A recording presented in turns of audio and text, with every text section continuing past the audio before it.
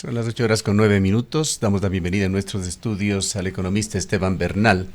Es el actual ministro de Inclusión Económica y Social. Mantendrá el cargo hasta este día jueves, justamente cuando se dará el cambio de mando en Ecuador. Pero paralelamente es también el principal operador político del gobierno de Guillermo Lasso, un gobierno que termina con baja aceptación, pues Esteban Bernal fue ratificado hace muy pocos días como presidente de Creo. Volveremos en el 2025, es lo que señala Guillermo Lasso. Cuéntenos sobre esta proyección, economista Bernal, al tiempo que le damos la bienvenida. Gustavo, buenos días. Roxana, también buenos días. Qué grato el poder compartir con ustedes una de las últimas entrevistas como ministro de Estado. Usted lo ha dicho, el presidente ha puesto de por medio ante la opinión pública toda la voluntad que como proyecto político tenemos para volver. Lo que quiere decir esto, Gustavo, es que nosotros venimos participando en política 10, 12 años y lógicamente el partido que hoy me precio en representarlo, el partido político Creo, tiene todo el derecho de volver a estar presente en las elecciones del 2025 y así lo haremos. Presentaremos sin duda un candidato presidencial, candidata vicepresidencial o a lo inverso, y también tendremos la posibilidad de contar con 35 jurisdicciones legislativas en la cual tendremos a mujeres y hombres de todo el país representando y volviendo nuevamente a hacer una propuesta, basados específicamente, Gustavo, en todo lo que hemos logrado alrededor de esta oportunidad que nos dio el país de poder servirle. Yo creo que nos dejamos ganar de la narrativa, tuvimos yo creo que un déficit en cuanto al tema comunicacional, pero mañana el presidente entregará un informe completo al Ecuador, en donde los 913 días aproximadamente que ha durado nuestro gobierno ha dejado una serie de hechos que son tangibles, más allá de la narrativa, que soy respetuoso que la perdimos, pero logramos bajar la pobreza del 33 al 25%, la pobreza extrema del 15 al 8%, 3.5% de desnutrición crónica infantil menos, lo cual significa 20.000 niños y niñas de la primera infancia de 0 a 2 años que no tienen desnutrición crónica infantil, 27 unidades educativas, 6 hospitales que entregamos al Ecuador, y así continuaría con una gran cantidad de hechos que marcan efectivamente los resultados de nuestro gobierno. Uno más, 34.000 soluciones habitacionales comparadas en la misma temporalidad con el gobierno anterior, 20.000. Y el antepasado del expresidente Correa, 7.000. Entonces, sí, efectivamente creo que hemos tenido fallas como todos los gobiernos, creo que somos receptivos de esa realidad, pero la mayor falla nuestra está encausada en la falta de comunicación. Este tema de que se ha mejorado los índices de ingresos de Ecuador, se ha combatido la pobreza, en consecuencia, que es lo que usted nos dice, no se sustenta, sin embargo, en cifras oficiales. El propio INEN ha publicado ciertas cifras de pobreza, no la tenemos a la mano, pero hasta donde recordamos evidenciaba que un 30% de los ecuatorianos aproximadamente viven con $3 diarios en una economía dolarizada, y que un 10% de los ecuatorianos viven con $1.50 diarios, y se ha hablado con enorme preocupación de un incremento más bien de la pobreza en Ecuador. No, a lo inverso, Gustavo, con todo el respeto, la fuente que usted cita es la misma que yo estoy sustentando. El INEC es una institución que en enero del 2022 le mencionó al país de que el Ecuador caía en 163.000 empleos adecuados, motivado por el Omicron, por el incremento salarial de aquel entonces, porque el empleo adecuado se mide por encima de la remuneración mensual unificada. Entonces, al haber un incremento inmediato de 400 a 425 en aquel entonces, hoy 450 ya, ¿no? Obviamente existía ese desfase con una metodología del propia Organización Internacional del Trabajo, OIT. ¿Por qué cito eso? Porque en aquel entonces medios de comunicación, la oposición, sacaban ese documento y decían: el INEC nos acaba de decir que ha caído en 163.000. El mismo INEC, dato oficial, ¿no? El mismo INEC tiene 520.000 nuevos empleos adecuados. El mismo INEC, que me voy a permitir remitirle, mire, Gustavo, yo me estoy refiriendo a esta información. ¿no? Ahora, en la quizás, cual ministro, Gustavo me da... Quizás, Sí. ministro, valdría la pena ver si estos datos se están comparando con qué fechas, con el año anterior, antes de la pandemia, con qué fechas estamos comparando estos incrementos Genial, o estas Roxana. mejoras en ciertos aspectos. Primero quería ratificarle que la información que le entrego es entregada por el mismo Roberto INEC. Castillo. Lo vamos a revisar. Que me voy a permitir remitirle a usted para que la puedan evaluar. A ver, nosotros recibimos un país en mayo del 2021, que es nuestro punto de referencia, porque usted recibe el país con esta realidad y entramos en un proceso de vacunación, ¿no?, exitoso en América Latina, con más de 9 millones de personas en menos de 100 días. Generamos una nueva prendida del motor económico que ha creado 525,000 nuevos empleos adecuados, que ha logrado reducir la pobreza de mayo 2021, 33, a la fecha 25, 33, 25. Más bien es a lo inverso cuando algún distinguido periodista del país, de un medio de comunicación, sacaba y decía, hay un repunte de la pobreza porque la toma 22, el 2022 que teníamos 25 y ha habido un ligero repunte a 27, pero hay que tomar la integralidad de nuestro gobierno, pues, Roxana. Nosotros tomamos con el 33% de pobreza, con el 15.8% de pobreza extrema. Hoy tenemos en un caso 27 y en el otro 9, lo cual quiere decir que hemos logrado sustancialmente una reducción de la pobreza. Segundo, la creación del empleo también está basado en todo nuestro periodo de gestión de gobierno, 525,000 nuevos empleos adecuados. La reducción de la desnutrición crónica infantil, no solamente el INEG a través de la encuesta, sino organismos internacionales, dan cuenta cierta de este gran logro desde la perspectiva social. 20,000 niños y niñas que tenemos menos en condiciones de desnutrición crónica infantil. Y les doy un dato más. Recibimos, igual INEG, fuente INEG, ¿no? Recibimos el país en mayo del 2021 con 340,000 niños, niñas y adolescentes en situación de calle, trabajo infantil, mendicidad, movilidad humana, etc. Hoy son 235,000, menos 105,000, significativo desde todo punto de vista. Es indudable que todavía hay 235,000 en las calles, nadie está diciendo lo contrario, pero hay una reducción muy significativa del 10.6 al 6.9% con respecto a este indicador. ¿Cuáles son las principales fuentes que usted invitaría a los ecuatorianos, a quienes hacemos comunicación, a revisarlas para comprobar estas cifras, estos indicadores del gobierno? Porque el problema que se tiene usualmente es que estas cifras salen también de entidades de gobierno, es decir, que se convierten en juez y parte. Mire, le acabo de reenviar este rato el documento, por eso es que mi información al inicio fue recordarle que esta misma institución hizo alusión a la caída de 163,000 empleos adecuados en enero del 2022. Institución que fue usada, como todo el mundo lo conoce, por varios sectores, medios de comunicación, la oposición, a decirnos, miren cuánto ha caído el empleo adecuado. Hoy la misma institución dice que hemos incrementado 525, pero ella pierde credibilidad.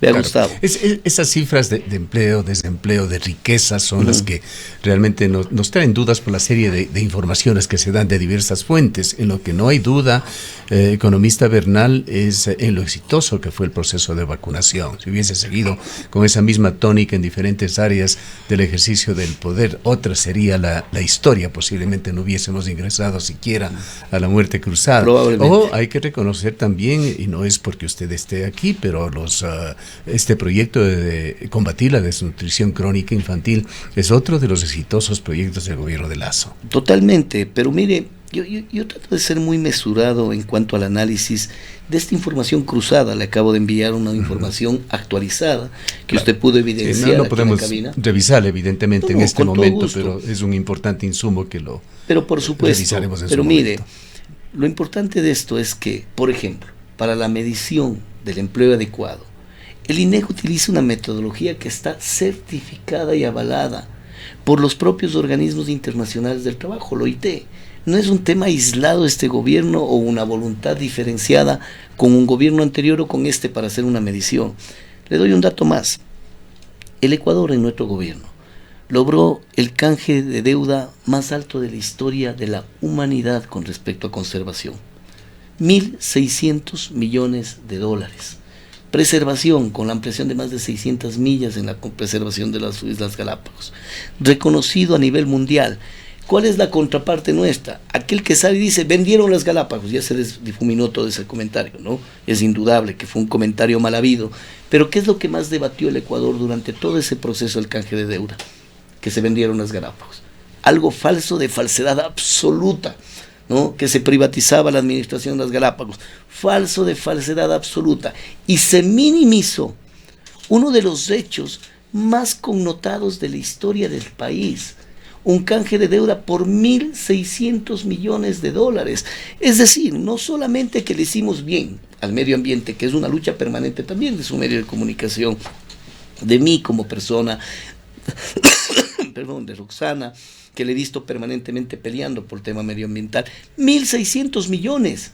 No solamente que es un apoyo a la conservación ambiental, sino que además por ello recibimos 1.600 millones de dólares los ecuatorianos. Esa es una obra ambiental gigantesca, disminuida en la apreciación total, porque lo que más se apreció en esos momentos fue el mal comentario infundado, de hecho ya desechado en estas alturas del gobierno, que dijeron se van a vender las Galápagos. Mire usted, entonces creo que, Gustavo, hemos hecho muchas cosas de carácter positivas para el Ecuador, le he citado N cantidad, pero que son datos, porque sabe algo, estimado Gustavo, las percepciones en el Ecuador son similares al sistema respiratorio, todos tenemos una. Aquí hay 17 millones de percepciones, datos que matan relatos, son los que les acabo de dar, documentados, fundamentados. Claro, que es lo que intentamos hacer también en este medio de comunicación, y aquí tengo que decirle algunas de las enormes preocupaciones que han surgido en materia medioambiental con el gobierno de Guillermo Lasso. Ese apoyo que no le hemos visto cejar en ningún punto del gobierno de Guillermo Lasso a estos peligrosos proyectos mineros que amenazan el agua en la ciudad de Cuenca, el proyecto de Quimsacocha, o ese impulso al proyecto Mirador en el suroriente ecuatoriano, que es enormemente preocupante, que están en el contrapeso de las acciones que usted señala sobre este acuerdo que se hizo sobre las Islas Galápagos. Mire, nosotros hemos sido el gobierno con mayor preocupación por el tema medioambiental. Los proyectos que usted menciona son proyectos de enorme envergadura que trabajan en función de autorizaciones previas a nuestro gobierno, primera cosa. Segundo, hay que preocuparse también de la minería ilegal, ¿verdad? Creo que es una de las minerías o las acciones más dañinas en términos medioambientales. Este gobierno lo declaró como actividades terroristas. El Consejo de Seguridad así lo determinó para tener la facultad de hacer un seguimiento y controlar ese daño, ese deterioro que existe a través de este espacio. ¿Se ha logrado controlar? Se ha logrado en parte. Es imposible que logremos controlar un tema tan perverso en donde ya inclusive la delincuencia organizada, el crimen organizado está ahí. Y si quiere hablar de seguridad también, que se conecta con este tema, podemos hacerlo. Nosotros sin duda hemos tenido enormes dificultades. Hubo un día, 2 días seguidos, que se generaron 14 atentados, sin una sola persona herida, solo buscando desestabilizar las acciones del gobierno. 14 reportados por Consejo de Seguridad. Este punto es fundamental porque Guillermo Lasso se despide, el gobierno de Creo se despide dejándole al país con unas de sus 2 ciudades, Durán y Guayaquil, dentro de las 10 más peligrosas de todo el mundo, que tienen diariamente asesinatos entre los 14 y los 16, es decir, el tema de la inseguridad se ha agravado, el número de femicidios en lo que va de este 2023, desde enero superamos ya los 250 femicidios, es también el número más alto desde que existe la figura del femicidio, y las organizaciones sociales vienen haciendo esta contabilidad respecto del número de casos, es decir, la delincuencia, la inseguridad queda en los índices más elevados de toda la historia de nuestro país. Roxana, no voy a negar aquello porque sería insensato de mi parte tener la posibilidad de negar datos y cifras que usted bien lo cita y que efectivamente se contrasta con muchas de las acciones que también hemos hecho como gobierno. Solo voy a darle algunos datos conceptuales. ¿Usted cree que la inseguridad es un asunto de 2 años? ¿De verdad creen que el narcotráfico, la delincuencia organizada es un tema de 2 años? Obviamente que no, es algo que se viene fraguando durante muchísimos años, pero en este sentido uno de los temas que preocupaba, señor ministro, es, por ejemplo, la ejecución presupuestaria del Ministerio del Interior. Entonces hay cosas y situaciones que han estado ahora en manos de... Pero sí sabe cuál es la ejecución presupuestaria de la fecha del Ministerio del Interior. Con las últimas adquisiciones muy probablemente se incrementó, pero no llegaba al 10% hasta hace un par de meses. Pero, Roxana, el problema es que la gente normalmente hace una evaluación. Ahora me voy a salir del plano de ministro, me voy a meter en el plano de economista. Usted en la contabilidad gubernamental tiene el presupuesto asignado, el presupuesto codificado, el presupuesto comprometido y el presupuesto ejecutado, ¿sí? El ejecutado es cuando ya finalmente el recurso está en la mano, tanto así que imagínense que es tan difícil hacer una valoración objetiva de esto, que cuando salieron a decir de mi ministerio que ejecutamos el 99.20%, 99.28%, a la fecha tengo 85% ejecutado, faltando un mes y medio para concluir el año fiscal, pero llegaba, y en principio es una distinguida periodista, bueno, creo que anticipé un término que no se lo merece, la asambleísta Veloz, que era la que enjuiciaba al presidente Lazo, me dijo, usted es el ministro que menos ejecución ha hecho. ¿Cómo? El que menos ejecución ha hecho cuando llegué al 99.28%, Gustavo. El problema son las narrativas, y vuelvo al tema técnico. El problema es que lo toman eminentemente el ejecutado. Pero se dan hechos en la contabilidad gubernamental, Roxana, que cuando usted licita una cancha de uso múltiple, entrega el 70% del anticipo, eso no devenga, eso no ejecuta, pero ya tiene comprometido. Por lo tanto, eso le pasaba al Ministerio del Interior, que ya tenía hecho el concurso, ya tenía hecha la licitación, tenía entregado el anticipo, pero no devengaba, porque todavía necesitaba el cierre con la acta de entrega-recepción para la entrega de la totalidad de los recursos. ¿Sabe cuántos nuevos policías dejamos en el Ecuador nosotros? 10,000 más. Tomamos en 48,000 y dejamos la institución policial en 58,000. 5,000 nuevos profesores en el Ecuador, 5,000 nuevos profesionales de la salud en el Ecuador, impulsando efectivamente el tema de la disminución de la desnutrición crónica infantil, 20,000 nuevos funcionarios en el Ecuador para el servicio, 10,000 de los cuales es para seguridad. Le voy a pedir una nueva transición ahora de economista a político local y a ciudadano de esta urbe. ¿Qué pasó con el gobierno de Guillermo Lasso y la provincia de La Suay? ¿Qué pasó con esas ofertas del tranvía que los hizo aquí en esta mesa, en la época de la pandemia y a través de Zoom?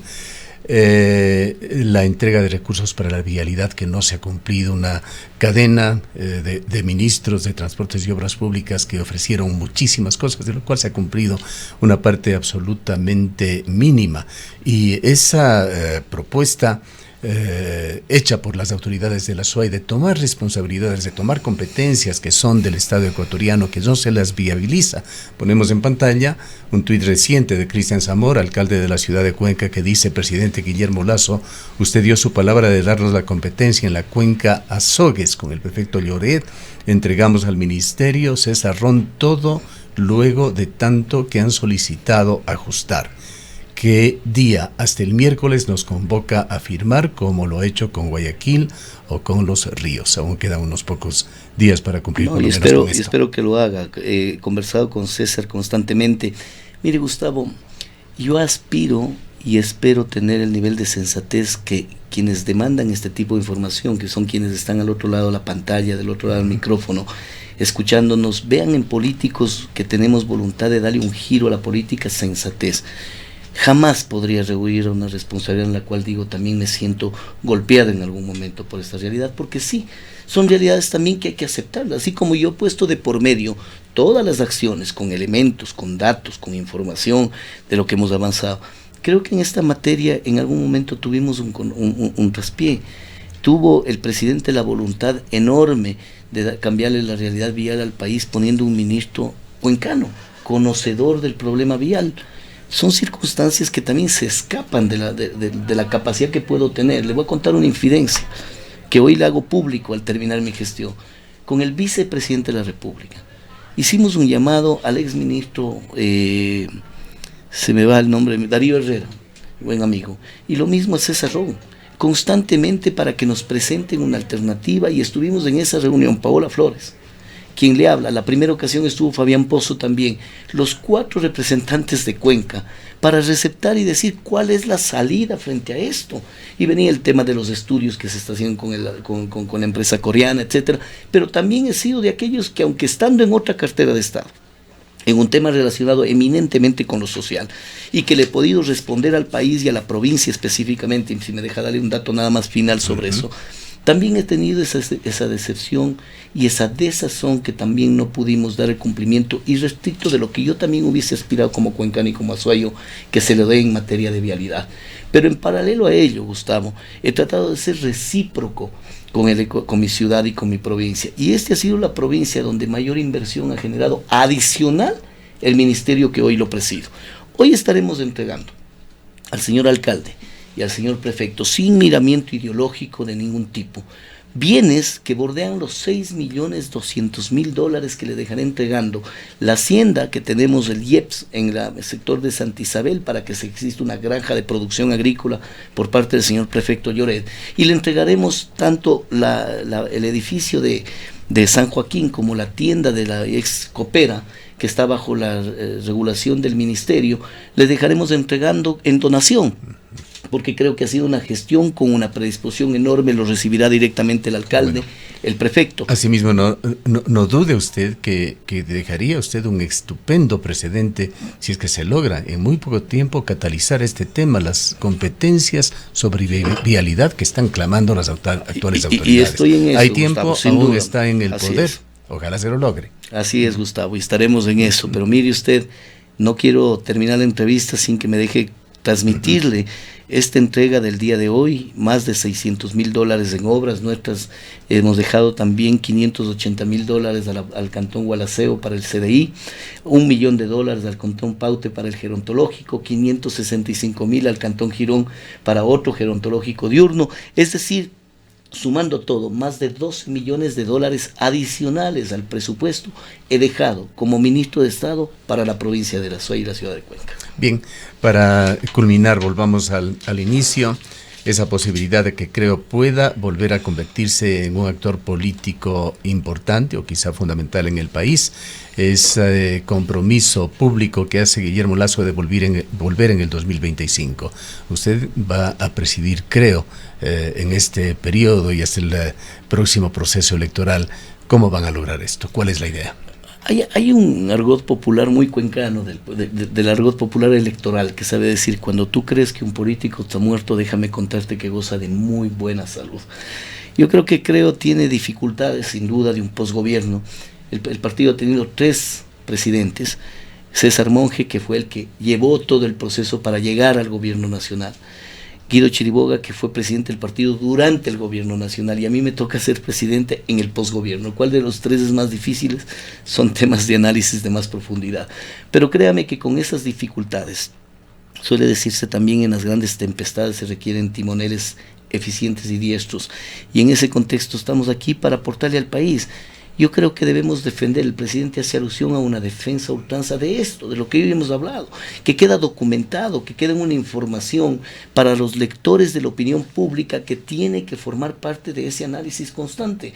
Gustavo, con usted hoy hemos debatido una enorme cantidad de datos que usted puso de por medio, su sana duda de por medio, y está bien. Por eso le he invitado a que revise la información, que auscultemos estas realidades, las 27 unidades educativas, las 34.000 soluciones habitacionales, el canje de la deuda, la lucha contra la minería ilegal. ¿Cree que está recibiendo un juicio a estas alturas injusto, Guillermo Lasso? Sin duda, estoy convencido de ello. Miren, 23 años han pasado de un expresidente que tomó más de 5 medidas que hoy le sirven al país: dolarización, sistema de rentas internas, paz con el Perú, base de Manta. ¿Quién la hizo? Un presidente que aún sigue huido del país, ¿no? Dando clases en Harvard, me refiero al expresidente Maguad. Los tiempos tienen que pasar para poder hacer un juzgamiento real. La disminución del déficit presupuestario, la puesta en orden de la economía, la mayor cantidad de ventas netas de la historia del país, 13% por encima del año prepandemia, ahora que Roxana decía con qué año compara, 225.000 millones de dólares en ventas, incremento de la remuneración mensual unificada de 400 a 450, sin ningún trauma en el sector privado del Ecuador, como para poder decir... Sin pretender desviarle de este colofón ya en cuánto va a quedar el nuevo salario mínimo vital. Eso no lo vamos a tomar en decisión nosotros, ante la anticipada se le pedía a los sindicatos de que cumpla su palabra Guillermo Lasso y que lo hubiésemos cumplido. No, nos tocaba 2 años más, ¿de acuerdo? Cumplimos a rajatabla. Primer año $25, segundo año 25 más, en este año hubiese sido el 25 adicional, y de hecho Patricio Donoso venía trabajando y en eso, reunido con los empresarios, y hubiésemos cumplido con lo de los 500. Se anticipa el mandato y también se anticipa la posesión, porque el presidente estuvo dispuesto a dejar firmando el incremento salarial, y es el nuevo presidente quien tiene que tomar esa decisión. Bien. Queremos agradecerle mucho por su presencia. A usted, Gustavo, siempre será un orden, una satisfacción, y estar a las órdenes en un medio de comunicación tan importante como Antena 1 para poder informarle a la ciudadanía. Regreso a mis rediles, a mi actividad de ciudadano aquí en la ciudad de Cuenca, pero espero y aspiro a haber cumplido no solamente con la ciudad y la provincia, sino con el país. Declaraciones del economista Esteban Bernal, es el ministro de Inclusión Económica y Social del gobierno de Guillermo Lasso y es también presidente del movimiento Creo.